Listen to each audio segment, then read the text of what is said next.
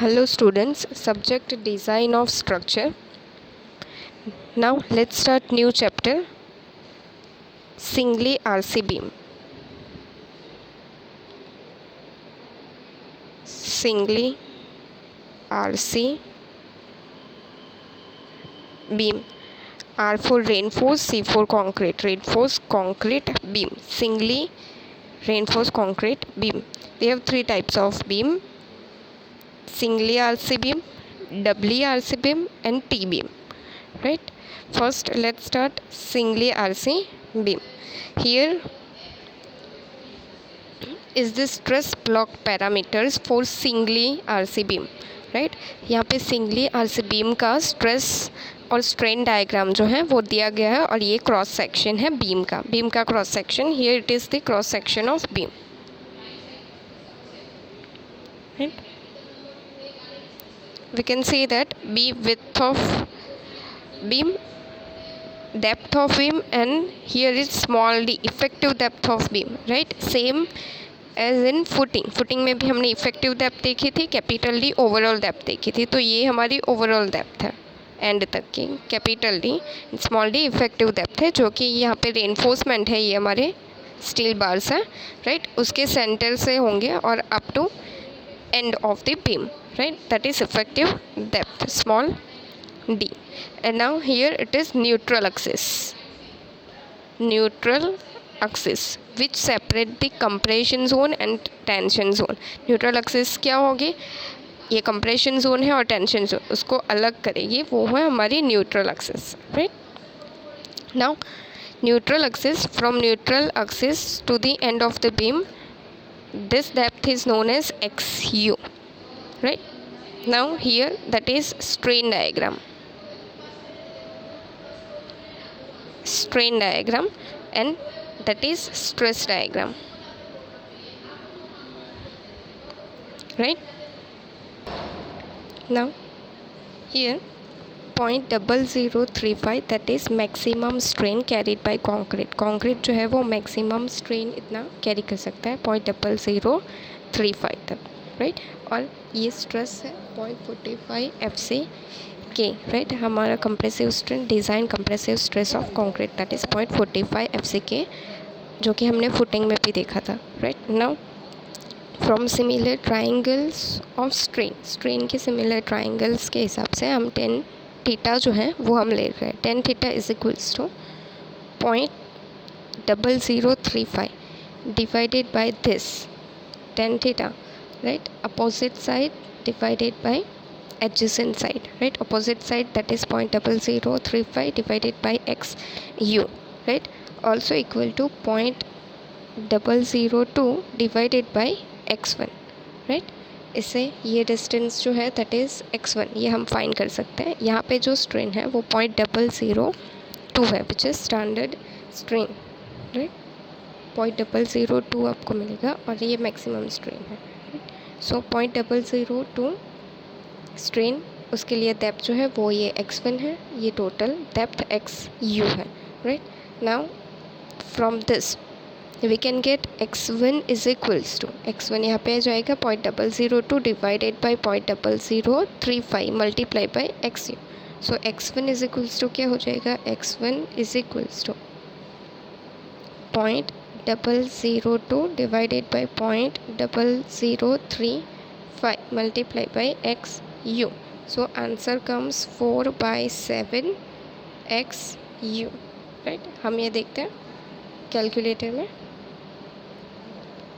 0.002 divided by 0.0035 that is 0.71. right, now हम 4/7 करते हैं, that is also same value. Right, so 4/7 of XU that is x1. Right, 4/7 XU that is 0.57 XU. हमने first 2 digit ही लिए हैं. And x2 क्या हो जाएगा? So x1 plus x2 is equals to XU. We have x1 that is 0.57 XU. Therefore x2 क्या हो जाएगा, x2 is equals to xu minus 0.57 xu. So you will get 0.43 xu, right? So here x1, that is important, x1 0.57 xu, x2 0.43 xu, right? So यहाँ से जहाँ से ये 0.002 strain कौन सा है कि जहाँ जहाँ उसके बाद जो है ये हमारा स्ट्रेस कांस्टेंट हो रहा है, स्ट्रेस चेंज नहीं हो रहा है, वो 0.45 FCK हो चुका है, राइट? तो ये जो पॉइंट है वो जो डेप्थ है that is x1 from neutral axis, और वहाँ पे स्ट्रेन कौन से स्ट्रेन पे स्ट्रेस जो है वो कांस्टेंट हो रहा है, तो वो स्ट्रेन जो है वो 0.002 है, राइट? 0.002 स्ट्रेन पे स्ट्रेस जो है उसके बाद वो कांस्टेंट हो रहा है, वो चेंज नहीं हो रहा है, राइट? सो ये डेप्थ x1 और x2 मिल जाएगी अगर हमारे पास xu होगा तो। नाउ ये हमें याद रखना है, x1 is equals to 0.57 xu and 0.43 xu, and T is design stress in steel. Here T that is stress in steel, right? ये नीचे का पोर्शन जो है वो टेंशन, राइट? और ये ऊपर का कंप्रेशन का है, कंक्रीट का नीचे का टेंशन स्टील के लिए है, right? So stress in steel force जो है वो कैपिटल T हम किस तरह से फाइंड करेंगे, तो stress in steel multiply by AST, area of steel, right? तो हमें फोर्स फाइंड करना है तो stress is equals to force upon area होता है, राइट? हमें फोर्स P फाइंड करना है तो हम क्या करेंगे, stress multiply by area, so stress in steel multiply by area of steel, right? तो इससे हमें क्या मिल जाएगा, P फोर्स, यहाँ पे उसको हम T इंडिकेट करते हैं, so T is equals to steel में फोर्स कितना है, तो हमने देखा था कि हमारा standard force in steel that is 0.87 F5. 0.87 किस तरह से आता है, तो हमने देखा था कि हमारे F5 हमारी स्ट्रेस है, यील्ड स्ट्रेंथ है स्टील के लिए, राइट? उसको हम हमारे फैक्टर 1.15 स्टील के लिए उसे डिवाइड करते हैं, सो आंसर क्या आता है 0.87 F5. ये ऑलरेडी मैंने इंट्रोडक्शन में एक्सप्लेन कर दिया था, right? So 0.87 F5 that is design stress in steel multiply by AST, वो हमारा T फोर्स है। अब हमें C फोर्स C फाइंड करना है यहाँ पे, जो कि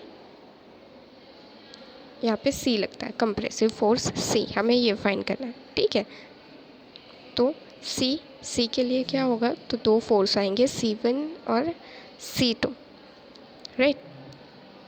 तो C1 और C2 जो है उसका टोटल कंप्रेसिव फोर्स होगा C, राइट? हमारे पास दो सेक्शन है, ये एक सेक्शन है और ये दूसरा सेक्शन है, तो इसके लिए हम C1 और इसके लिए हम C2 लेंगे। Now C is equals to what, C1 plus C2, right? So average force on first multiply by area 1, तो यहाँ पे एवरेज फोर्स कितना आएगा, इतना एरिया में स्ट्रेस कितना है, तो 0.45 FCK कांस्टेंट है, ये चेंज नहीं हो रहा है, ये रेक्टेंगल है, तो रेक्टेंगल में एरिया कितना है, स्ट्रेस 0.45 FCK, ये x2 है, राइट? डेप्थ, सो एरिया कितना लेना है हमें, x2 लेना है, राइट? एरिया जो कि width of column multiply by x2, और स्ट्रेस कितना है 0.45 FCK, और C2 में क्या करना है हमें, सो 2/3 लेना है, 0.45 FCK जितना है, यहाँ पे 0.45 FCK है, बट ये चेंज हो रहा है स्ट्रेस, तो स्ट्रेस हमें कितना लेना है यहाँ से CG डिस्टेंस पे, that is 2/3 of 0.45 FCK, right? So यहाँ पे हम लेंगे 2/3 0.45 FCK, राइट? Multiply by BX1, right? x1, अब डेप्थ जो है वो P तो यही रहेगी, बट डेप्थ ये हम x1 लेंगे, विथ ये चेंज नहीं हो रही है, यहाँ पे स्ट्रेस जो है वो इस पॉइंट पे चेंज हो रहा है, राइट?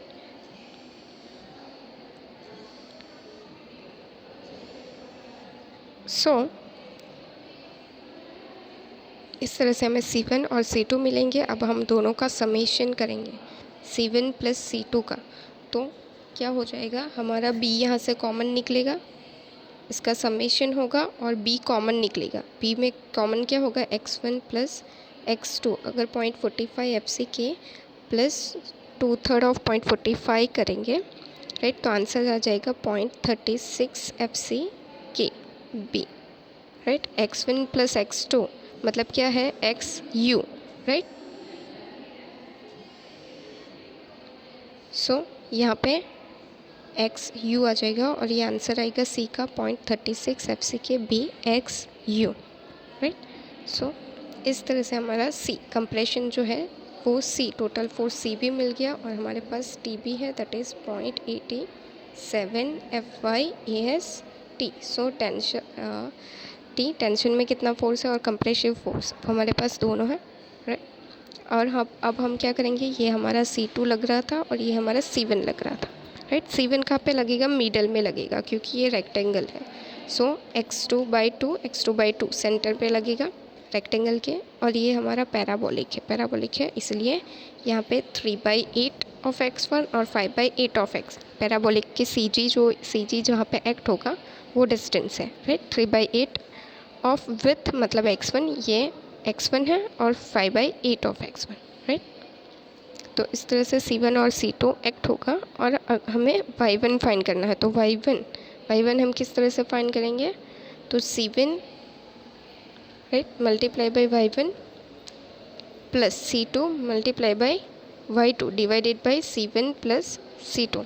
ये हमारी फॉर्मूला है, राइट, बेसिक फार्मूला है। तो इस तरह से हम y बार वो जो है वो हम फाइंड करेंगे, राइट। मतलब कि हमारा टोटल C जो है वो कितने डिस्टेंस पे लग रहा है वो हमारा y बार है। तो y बार हमें फाइंड करना है। C1 है तो ये एक डिस्टेंस पे लग रहा है, x2/2 पे लग रहा है, राइट।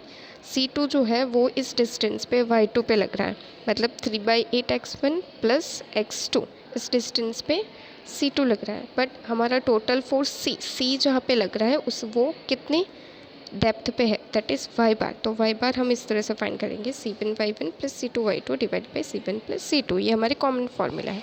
तो हम जैसे ही C1 और C2 की वैल्यू रखेंगे, राइट, y1 और y2 की वैल्यू रखेंगे। y1 कितना है, x2/2, राइट, और y2 क्या होगा, तो 3/8 x1 प्लस x2, राइट। तो इस तरह से y2 मिल जाएगा, y2 is equals to x2 plus मतलब इतनी लेंथ आ गई प्लस 3/8 ऑफ x1, ये हमारा y2 है। और y1 कितना है, y1 इसके सेंटर में से, सो y1 is equals to x2/2। और हमारे पास C1 और C2 की वैल्यू तो है ही, राइट। और दोनों का समेशन मतलब ये है। तो जैसे ही हम ये वैल्यू लिखेंगे हमें y बार का आंसर मिल जाएगा, दैट इज़ 0.42 XU। अब ये कैलकुलेशन जो है वो कैलसी में हम नहीं कर रहे, ये बहुत ही सिंपल कैलकुलेशन है, राइट। समेशन ही करना है और x1 प्लस x2 आएगा, उसकी जगह पे हम क्या रखेंगे, XU रखेंगे, राइट। तो इस तरह से हमें y बार जो है वो 0.42 XU मिल जाता है। ये एक डेरिवेशन है जो कि एग्ज़ाम में डेरिवेशन पूछते नहीं है, हमें डायरेक्टली यही याद रखना होता है कि कंप्रेशन फोर्स जो है वो 0.42 XU डेप्थ पे लगता है और ये IAS 456/2000 में मेंशन किया गया है, राइट। हम डायरेक्टली यही यूज़ करेंगे। मैं आपको डेरिवेशन दिखा रही हूँ कि ये वैल्यू कैसे आई है, राइट। इसके लिए मैं आपको ये कैलकुलेशन जो है वो दिखा रही हूँ। Now under all circumstances till failure C should be equal to T। Compression और टेंशन फोर्स जो है वो दोनों सेम रखने होते हैं, ये इसको हम बैलेंस सेक्शन बोलेंगे, right. Now moment of resistance मतलब ये हमारा बीम है, हमारी साइज़ है, इतने नंबर ऑफ बार दिए गए हैं, राइट। तो वो कितनी मोमेंट रेजिस्ट कर सकता है, मतलब 3 नंबर ऑफ बार दिए गए हैं तो वो कितनी मोमेंट कैरी कर सकता है, राइट। वो हमें फाइंड करना होता है। तो मोमेंट ऑफ रेजिस्टेंस जो है वो एक इम्पॉर्टेंट है बीम के एनालिसिस के लिए, राइट। मतलब एक्सटर्नल मोमेंट जो है वो कितनी रेजिस्ट कर सकता है, वो होता है moment of resistance of cross section मतलब बीम का cross section, right. For externally applied moment due to load की वजह से जो भी एक्सटर्नल मोमेंट अप्लाई होती है वो, राइट।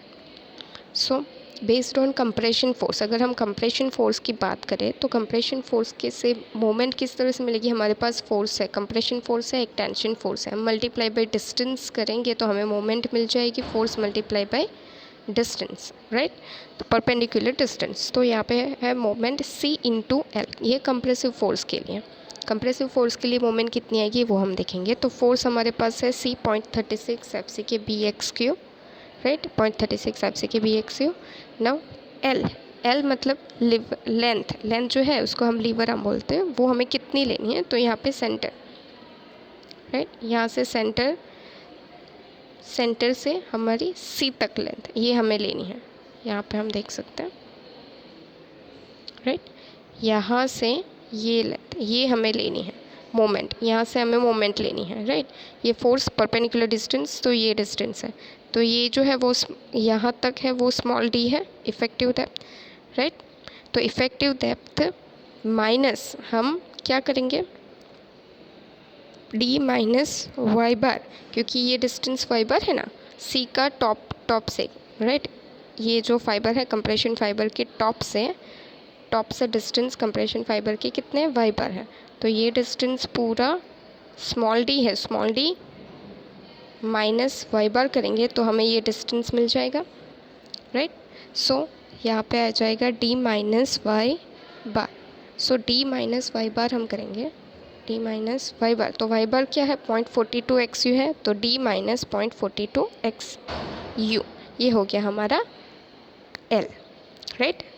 ना बेस्ड ऑन टेंसल फोर्स में भी यही होगा, राइट, उसकी मोमेंट लेनी है। हमारा टेंसल फोर्स कहाँ पे है, वो नीचे है, राइट, ये नीचे है, और यहाँ पे सी जी जहाँ पे है वहीं से डिस्टेंस हमें लेना है, यही डिस्टेंस लेना है। एल लीवर आर्म है जिसको हम लीवर आर्म बोलते हैं, राइट, जहाँ पे कंप्रेशन फोर्स लगता है। So T multiply by L, तो एल तो सेम ही है, डी माइनस 0.42 एक्स यू। यहाँ पे टी हमारा क्या है, capital T 0.87 F I A S T, right, T tensile force ये रहा 0.87 F I A S T.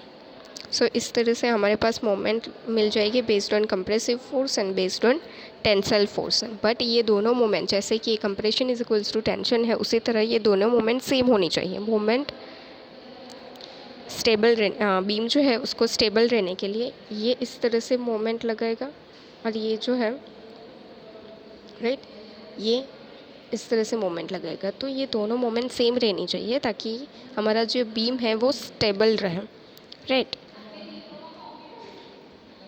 ये इस तरह से और ये इस तरह से, तो इसको स्टेबल रहने के लिए both moment should be equal, दोनों इक्वल होनी चाहिए, राइट। तो ये जो आंसर आएगा इक्वेशन 1 इक्वेशन 2 उसका आंसर सेम होना चाहिए। नाउ न्यूट्रल एक्सिस क्या है वो हम देखेंगे, what is neutral axis, right. तो उसके लिए बैलेंस्ड न्यूट्रल एक्सिस जो है वो चेंज होती है सेक्शन के हिसाब से। अभी ये सेंटर में है, बैलेंस है मतलब कंप्रेशन जोन और टेंशन दोनों इक्वल है। कभी ये नीचे भी हो सकते हैं, यहाँ पे भी हो सकती है न्यूट्रल एक्सिस। वो कौन से केसेस में होते हैं वो हम देखेंगे one by one. First, balance limiting critical maximum, right, मतलब बैलेंस सेक्शन की बात कर रहे हैं हम। उसमें neutral axis for balance failure where both steel and concrete fail at same time, right, this is the neutral axis। ये neutral axis कहाँ पे है, जहाँ पे स्टील और कंक्रीट दोनों एक साथ फेल होते हैं बैलेंस्ड सेक्शन में। बैलेंस सेक्शन में क्या होता है, लिमिटिंग सेक्शन भी बोलते हैं उसको, हम क्रिटिकल सेक्शन भी बोलते हैं, राइट।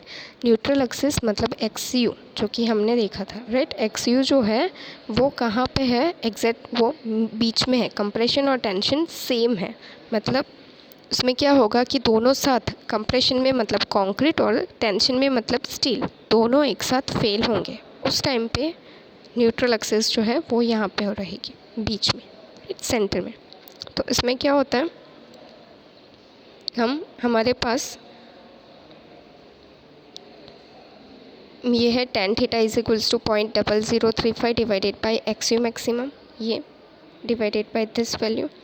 अब सेम यहाँ पे भी थीटा ही है, तो थीटा पे क्या है, यहाँ पे स्टील की स्ट्रेस दी गई है 0.002 plus 0.87 Fy by E S, right, ये हमारे डायग्राम में। तो ये stress divided by this distance क्या हो जाएगा, ये डिस्टेंस क्या होगा, ये इफेक्टिव डेप्थ है, राइट, ये स्मॉल डी है, तो ये डिस्टेंस कितना हो जाएगा, D minus X U maximum, right, ये 0.0035 divided by X U maximum from similar triangles, right, is equals to ये जो स्ट्रेस है divided by this distance that is D minus X U maximum, right.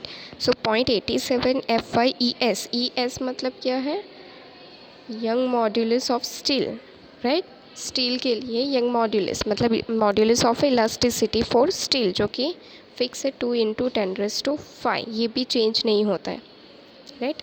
Steel के लिए अलग है, concrete के लिए अलग है। कंक्रीट ग्रेड चेंज होने से ई चेंज हो जाता है, लेकिन स्टील की ग्रेड चेंज होने से उसकी यंग मॉड्यूलस चेंज नहीं होता, वो कांस्टेंट रहता है सारे ग्रेड के लिए। स्टील के लिए 2 × 10⁵, राइट। तो यहाँ पे इतना स्ट्रेस, यहाँ पे इतना स्ट्रेन आता है 0.002 + 0.87 F5/E, राइट। 0.002 हमारा स्ट्रेन है, प्लस स्टील का जो स्ट्रेस है, डिज़ाइन स्ट्रेस, वो 0.87 F5 है, डिवाइडेड बाय स्टील का ही हम ES ले लेंगे, राइट। तो इस तरह से क्या होगा, ये जो है वो स्ट्रेन है, ये स्ट्रेस कैपिटल E = क्या होता है, स्ट्रेस अपन स्ट्रेन होता है। तो स्ट्रेन क्या होता है, स्ट्रेस अपन यंग मॉड्यूलस। तो यही है, ये स्ट्रेस है स्टील का ऊपर का, और नीचे स्टील का यंग मॉड्यूलस है, और ये हमारा जो स्टैंडर्ड स्ट्रेन है, राइट, जहाँ जिसके बाद हमारा स्ट्रेस जो है वो कांस्टेंट हो जाता है, डिज़ाइन स्ट्रेस मिल जाता है, वो स्ट्रेन है, राइट। तो ये हमारा एट द बेस के पास जो स्ट्रेन है उसकी वैल्यू है, राइट। तो इससे क्या होगा, हमें XU/D की वैल्यू मिलेंगी, राइट। अगर हम 0.0035 XU मैक्सिमम, इसको हम यहाँ पे ले जाते हैं, राइट, और सॉल्यूशन करते हैं, तो XU मैक्सिमम/D ये रेशियो मिलेगा फॉर Fe250। अगर Fe250 का यूज़ कर रहे हैं तो हम Fi की वैल्यू क्या लेंगे, 250। अगर हम 415 यूज़ करेंगे तो यहाँ पे 250 की जगह 415 लेंगे, और 500 यूज़ करें तो यहाँ पे 500 लेंगे, सिर्फ यही चेंज आएगा। तो इसकी वजह से ये वैल्यू जो है वो चेंज हो जाएगी। तो इससे हमें XU maximum for Fe250 that is 0.53, for 415 that is 0.48, and 500 that is 0.46, 0.53, 0.48 and 0.46, ये ऑलरेडी कोड में डायरेक्टली वैल्यू दी गई है, राइट। XU मैक्सिमम/D की ये वैल्यू जो है वो डायरेक्टली दी गई है कोड में। तो ये किस तरह से आई है, तो इस तरह से ही आई है, वो ये स्ट्रेस डायग्राम जो है उसके हिसाब से ही आई है, राइट। तो इस तरह से ये वैल्यू जो है वो भी हमें याद रखनी है, या हम कोड में से ये यूज़ कर लेंगे, बट बहुत ही कॉमन वैल्यू है, जैसे हम एग्जाम्पल करेंगे वो अपने आप याद रह जाएगी, XU मैक्सिमम/D की वैल्यू। अब हमें C = हमने देखा कंप्रेशन = टेंशन, तो कंप्रेशन की वैल्यू क्या है, 0.36 FCK BXU, और टेंशन की 0.87 FI AST, जो कि हमने आगे डिराइव की थी। ये C की वैल्यू और ये हमारी T की वैल्यू, राइट। तो हम वो इक्वल करके क्या फाइंड करेंगे, XU फाइंड करेंगे, राइट। तो ये XU को हम करता बना रहे, XU = 0.87 FI AST divided by this all value 0.36 FCK B। तो ये हमारी फॉर्मूला है XU की for balance condition, right, neutral axis. इस तरह से हमें XU मिलेगा, राइट। FCK हमारे पास F5 होगा, राइट, एरिया ऑफ स्टील होगा, और B होगा, जिससे हमें XU मिल जाएगा, right. XU = 0.87 FI AST divide by 0.36 FCK B। ये फॉर्मूला भी कोड में दी गई है, राइट। तो अब नेक्स्ट थियरी जो है वो हम नेक्स्ट लेक्चर में देखेंगे, जिसमें हम 3 सेक्शन जो है, balance section, under enforce section and over enforce section study करेंगे, राइट।